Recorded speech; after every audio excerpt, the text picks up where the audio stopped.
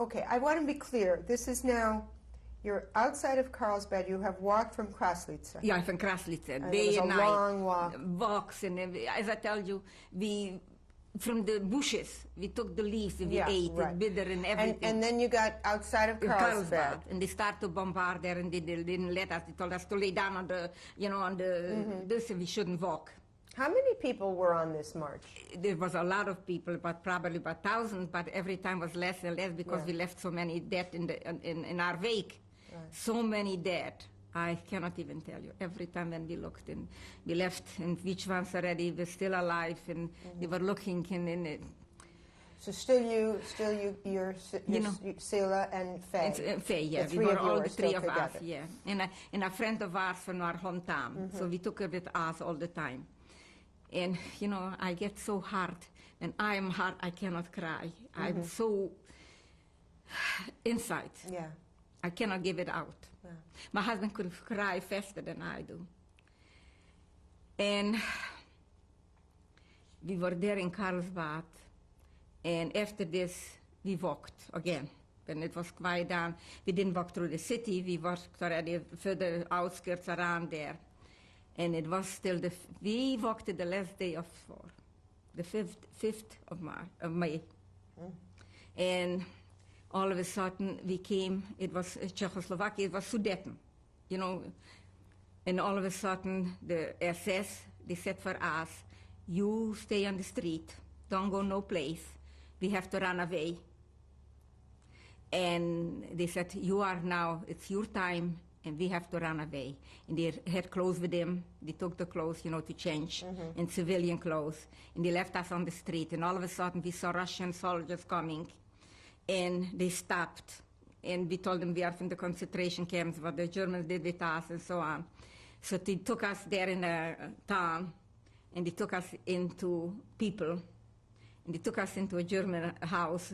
The man was there. When he saw the Russian soldiers, he ran away, we never saw him, and we were there staying, and he told the Germans there right in the, it was a big, like, a farmer, that they should feed us, they should give us to eat. And we were staying there, till we came to ourselves, about 3-4 weeks. In this house? In this house. And the Germans had to cook for us and to give us food. And the Czech people, there was living Czech people, they came and to visit in the Czech. They said, Hurashki, koncentrački. We told them we were in a concentration camp. And we were singing the same songs with them together. And they came every night to see us and talk to us and everything. And we were staying there for a little while. And then we decided we have to go home. So where do we have to go? We have to go to Prague. Because this was the center from all over the concentration camps, from all over the Russian soldiers, all of them, whatever it was, everything went to Prague. Now, what town was it in where you had the stop, where you stopped? You don't remember? I don't remember. I have to ask my cousin, and I will tell it to you. I forgot. And we ate there and then we went by train, and they took us to Prague. And there was a Jewish place where, you had where to eat and sleep. But there was thousands and thousands of people. And but it was hard to get, and a train came already, there were soldiers, and there was a lot of in the concentration camps, and there was all kind of criminals and everything. So you had to sit there by the train day and night and waiting. What were you waiting for? To find a train that we could go, all three of us, to go home. Okay. So as we were sitting there by the train, Russian soldiers came over to me and my cousin. And they said, and a few other girls, and they said, like the Russians say, Davai, come with us. And we said, we're not going to go. And they said, you come, or we're going to shoot you. And we said, shoot us here. And we are going, we said we were in the concentration camps, and we had so much things so on, and we are not going to go. He said, yeah, for the Germans, yeah, for us not. So we said, the Germans didn't touch us. They didn't do nothing to us. I mean, but the way they behaved, or they didn't rape us. Yeah. And they were and from far away was staying a big admiral, or whatever you call it, from the Russian army, and he was Jewish. And he watched from far away. He wanted to see what's going to go on. Then he came over, he took away the soldiers. He said, don't go with nobody. I was watching you. And he said, you stay just here. When the train is going to come, just go and go on the train. He took away those soldiers. And so we went on the train, and a lot of them, the train couldn't go far because it was all bombarded. So we had to stop. And again, so as we came then to Slovakia, it was called Žilina, Slovakia, and Czech, Žilina. So we stopped there, and they were there like a kitchen, soup kitchen, but Jewish, you know. Jewish people, the ones who were hidden out, and the ones who came home faster from the concentration camps earlier than us, you know. So they had there, and they served and helped, and there was where to sleep and to eat. And as I told you, every day we had to get up early because breakfast started out at 7 o'clock, and because they had to start to cook for lunch already. So one day myself went to bring up the breakfast, and one day my sister went, and one day my cousin. And this is the cousin what her father passed away in the ghetto. So that day she went down to the kitchen, and all of a sudden she came running in and screaming, children, children, the father is here. And we thought she got, you know, so she is something the matter with her. And all of a sudden my father walks in, my uncle, and my cousin, and my husband's uncle. This is the only one who, you know, survived. And another cousin, my husband, but he wasn't there. So the whole city of Žilina came to see those lucky girls who they find their father on the way. What was it like when your father walked in? Don't even ask. It was so, we just couldn't believe it. It was very, you know, all of a sudden you didn't have a father, you don't have nobody. And all of a sudden my father walks in. It was, so we was there for a week or something more, staying there. My father too, my uncles and all. And then already with them already, they hired a non-Jewish guy with a wagon, and we put our stuff in, because in Prague already they gave us some clothes, you know, the Jewish, called the Jewish Gemeinde, the Jewish organization. They gave us a little clothes already, we had what to change, and we worked where we could take the train. We took the train, and then we hired again. My father had some money in my uncles, so we went. And before we came to our hometown, so there was, we called up, there was a telephone, called up that they should come to the train because a lot of Jewish people are coming home. And there was my brother too.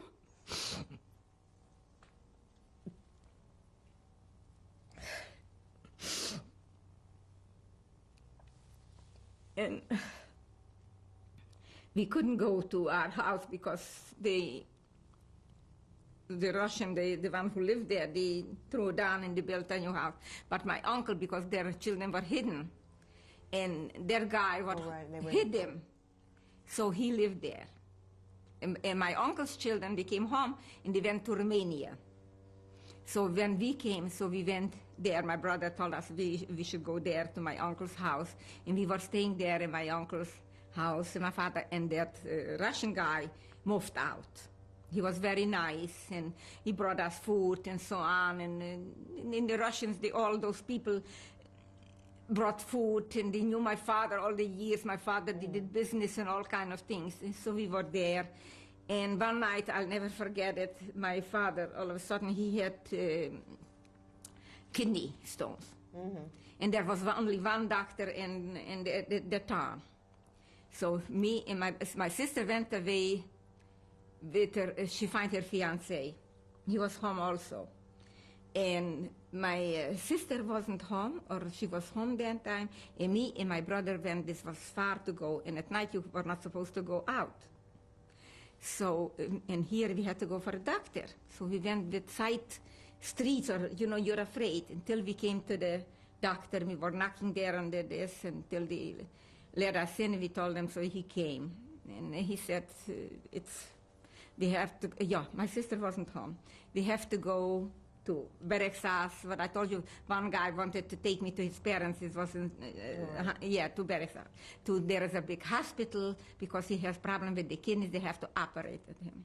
And this was on Friday. So I took my father, I will go. My brother was home. And on the train, my father is in such a pain. He was on the floor, in just crucial pain. And when we came to Berksas, already there where the big hospitals are and everything, so he has to go to the bathroom. So I went with him, and the stone came out. So he said, let's go home. Everything is all right. I don't feel any more sick. So we went back home. Still Friday, we could take the train home, and we came home. And then, the communists, and we didn't like it, and so on. Yeah, my sister was in Romania because they said they're giving something for the people who came home from the concentration camp. So she went with her fiancé there. So my sister came home, and she decided to go with her fiancé to Czechoslovakia. We don't want to stay here with the communists, with the Russians. They were mean and so on. We're going. So my sister went with her fiancé first to Czechoslovakia and see, because they said, the Germans went away. They took away this, and they give it for the people who were in the concentration camp. So then my sister came for me, and for my father, my brother, and another cousin. He was in Prague. He wasn't there. So he came home. He wanted to see if somebody came home. So we were there, all of us, to go. So we decided we were going to go away. We are going to go to Czechoslovakia. So we have to go to another town there where the trains are going, and we had to go over to border to Romania. So we had to, how do you call it, just to go on black, your... Smuggle. Smuggle, yeah. So we had some guys, where am I? My husband came home. Okay, first you have to talk about that. And his father always used to like me very much. Now your husband, we know this from the previous tape, that's but right. the viewer may not. So your husband was in business with his father. Yes, and your father and his they father used to come and buy us the hides, because we killed so much cows and everything. So, and they used to buy the hides. They used to come. So his father always used to call me my daughter-in-law. So once I said already, this was when at home. So I said, bring me already the husband, I want to see him. So once he came with my husband, and I said, oh, I don't like him. So he said, okay, my oldest son, then you're going to like my oldest son. So this was, anyways. Were you just kidding, or did you really not? No, just kidding around. So I said, no, I don't like him.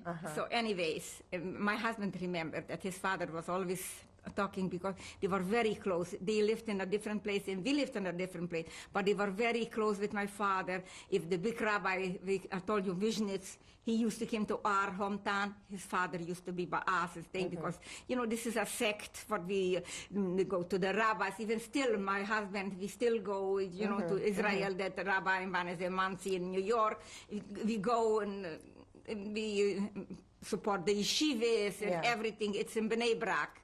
He knows where Bnei Brak is, and we are very close. The rabbis were here already, even though my husband went in a different yeshiva, but his parents were still Vishnitzer Hasidim, like my parents. So, and when my father went, when it was in their hometown, my father went there, and my husband remembers always that his father always said the nicest they should give for my father, the biggest,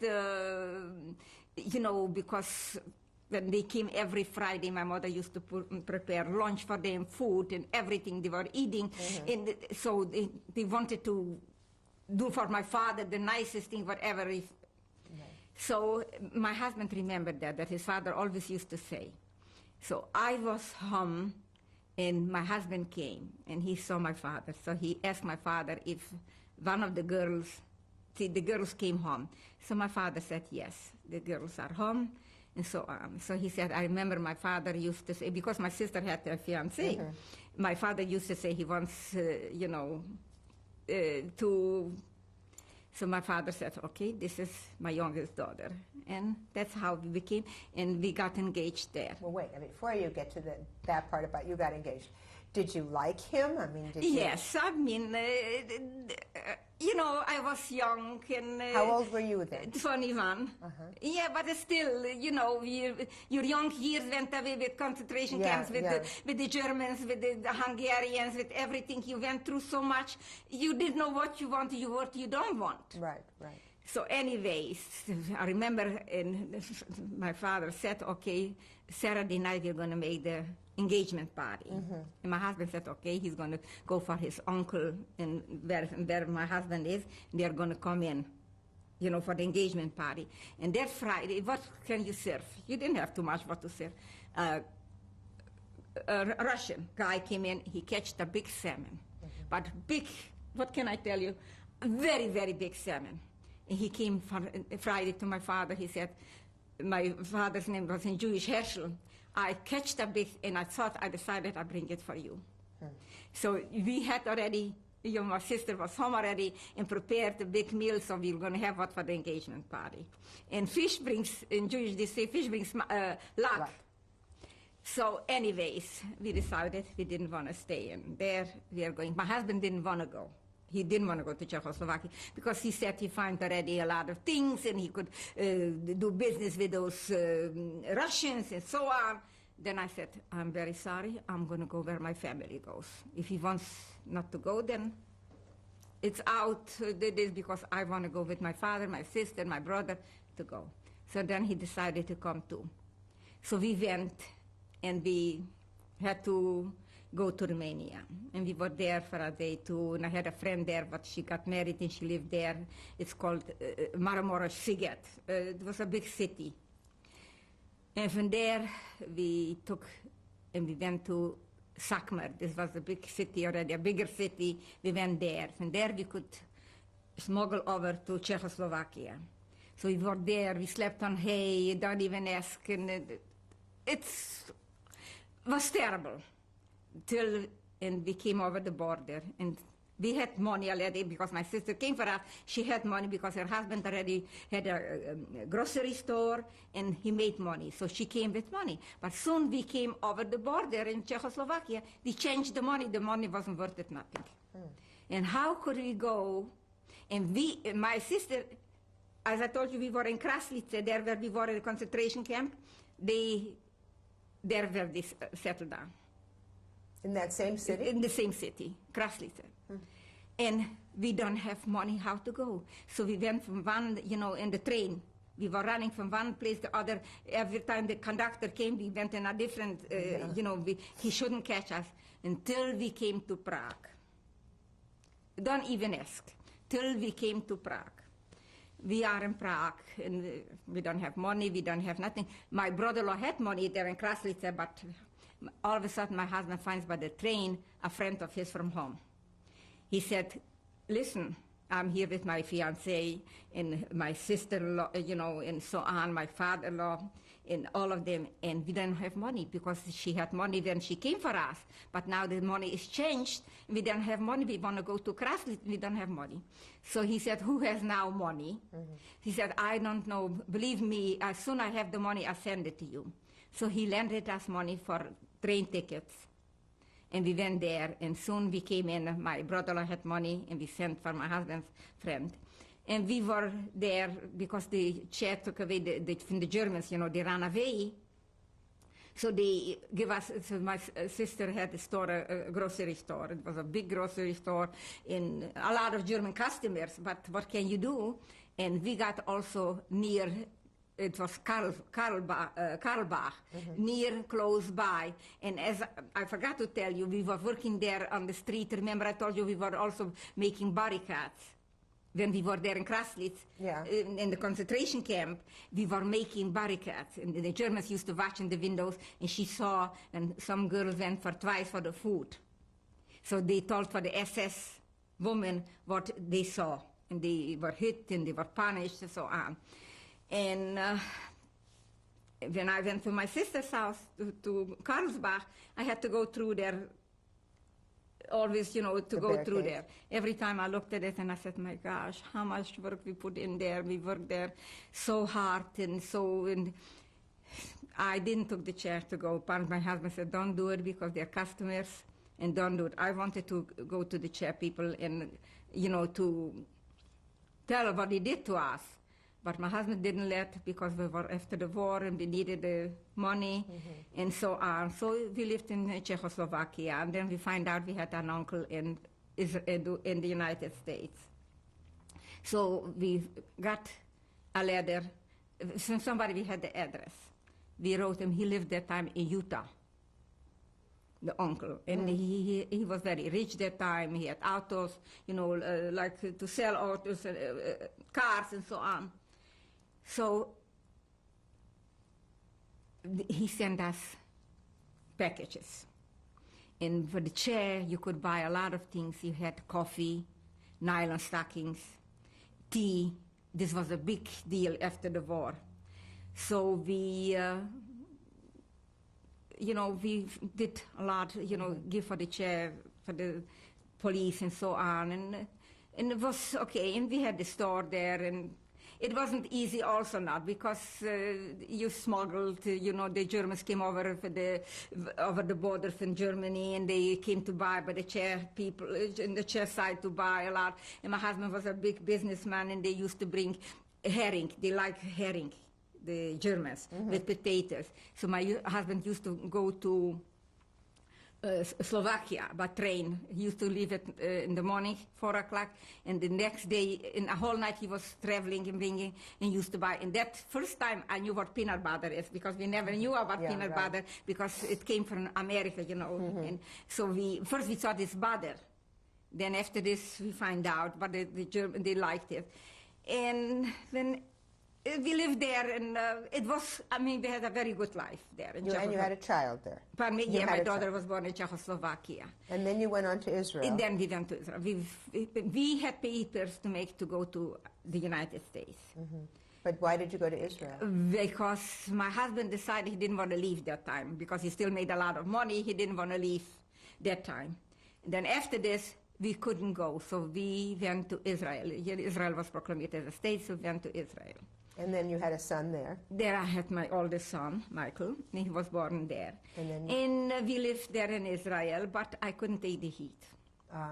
It was very hot. And that time, you had Arab, also, they give you, the Arabs ran away, and they give you, there was not finished. Don't even ask. It was very hard, and I'll never forget it. I had made a lot of clothes for Israel and Czechoslovakia. Beautiful clothes for my daughter, and clothes for myself, and for the summer, because we knew in Israel it was hot and everything.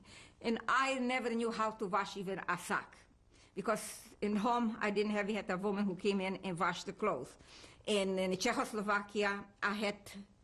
Once in 3 months came a woman and took away the clothes and washed it and ironed it and brought it back. And I had the maid there and everything. I came to Israel. You didn't have nobody. I had to wash. So I'll never forget it. I got up 4 o'clock in the morning, and we didn't have water in Israel. That time wasn't water. They had to bring with barrels. My husband used to go in the orange groves, and there was water, because they were wells for watering the trees. So they used to bring home water, and I was washing a whole day, and the sweat was just dripping for me. And I said to myself, it's already night. I'm not going to wait till in the morning to hang out the clothes. I'm going to hang out the clothes right away, and the morning it should be dry already. What can I tell you? The Arabs came, and they took away all the clothes. Oh, no. Everything they took away. And also we had cows, and this, because they decided if they're going to make a farm, this is good. Yeah, they took away every single thing they took away. Never forget it. I didn't cry for the clothes already. I cried because I worked so hard. Because they were clean clothes. Clean clothes, and I washed so hard. As I said, I never knew how to wash a sock. And so then you came to the U.S. Then I said for my husband, I cannot take the heat and so on. And then start to work on the papers again.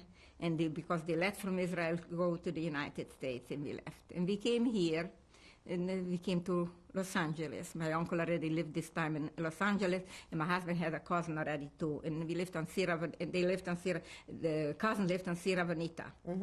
And the uncle, what year was this? In 55 or 56. Yeah. And you had 2 more children here? Yeah. 2 more sons. Yeah, but wait a minute. It wasn't so easy that way. So we lived they rented for us an apartment. When we came already, we had an apartment. We had a few what we had was $2,000 or $3,000. So we had to pay because the cousin went and had painted the apartment and paid for this and for that. It was nothing, almost nothing left over. So my uncle said for my husband, you're going to go to work. My uncle was a builder that time. You know, they built apartments then in the valley a lot. He was with the Spiegels. I don't know if you heard about them, big builders and so on. And my husband went to work, and uncle called once that he's going to give my husband clothes. So he gave clothes. He said, you know how expensive this clothes is? And my husband said, I don't know. It doesn't look to me that expensive, you know. And my husband started to cry terrible. You know, that he came and he has to take the old clothes from my uncle. You know, we were not in Europe, you were not used to this, to take old. Here is not a shame. It's not good for you, it's good for you, you take it. Yeah. And my aunt gave me clothes for my daughter. Her daughter was that time very heavy, and I had to, with the hand to sew, to take in a little bit, you know, the clothes anyway.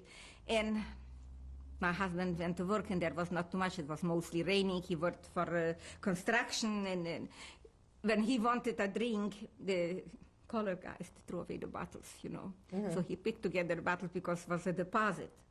So for this, he could buy himself a drink. From the deposit. From the deposit.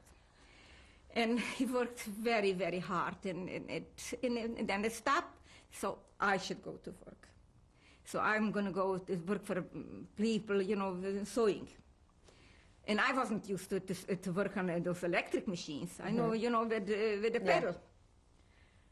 So my husband said, you know something, my wife, you stay home, and I'm going to go work.